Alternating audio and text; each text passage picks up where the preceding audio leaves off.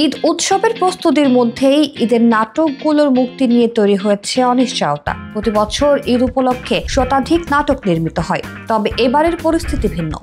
অধিকাংশ নাটকের শুটিং শেষ হয়েছে, কিছু নাটক সম্পাদনার পর্যায়ে, আবার কিছু মুক্তির জন্য প্রস্তুতি নিচ্ছে। কিন্তু স্পন্সরের অভাব এবং অভিনেতাদের পারিশ্রমিক নিয়ে আলোচনা জটিলতা তৈরি করেছে, যার ফলে অনেক নাটক মুক্তি পেতে বিলম্ব হতে পারে।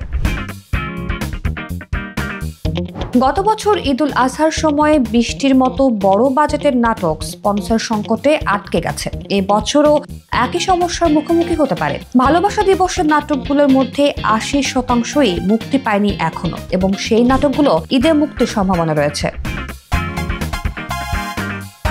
প্রযোজক ও পরিচালকরা জানিয়েছেন, স্পন্সর সংকটের কারণে ঈদের নাটক মুক্তির সময়সূচি অনিশ্চিত।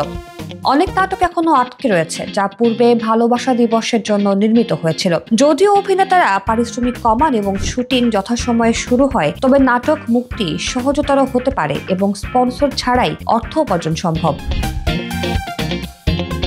অভিনেতাদের মধ্যে বর্তমানে সবচেয়ে বেশি পারিশ্রমিক নেন জিয়াউল ফারুক অপূর্ব, যিনি প্রতি নাটকে ৪ লাখ টাকা নেন। মোশাররফ করিম, নিলয় আলমগীর, মুশফিক আর ফারহানদের পারিশ্রমিক ৩ লাখ টাকা, এবং তৌসিফ মাহবুব, ফারহান আহমেদ জোভানের মতো অভিনেতারা ২.৫ লাখ টাকা নেন। অভিনেত্রীদের মধ্যে মেহজাবিন চৌধুরী সর্বোচ্চ পারিশ্রমিক নেন, একটি নাটকের জন্য ১.৫ থেকে ২ লাখ টাকা, তবে তিনি বর্তমানে খুব কম নাটকে অভিনয় করছেন।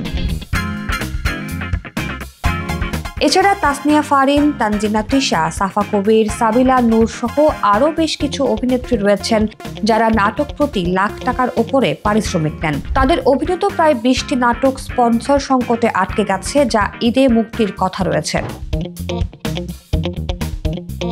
প্রযোজকদের মতে এখন পর্যন্ত স্পন্সর না পাওয়া গেলে ঈদের নাটক মুক্তির ব্যাপারে নিশ্চিত হওয়া যাচ্ছে না। এই পরিস্থিতিতে নাটকের মুক্তি নিশ্চিত করতে পারিশ্রমিক কমানোর পাশাপাশি স্পন্সর খোঁজা চলছে। তবে সঠিক সময়ে স্পন্সর না পাওয়া গেলে ঈদের নাটক মুক্তির জটিলতা চলতেই থাকবে।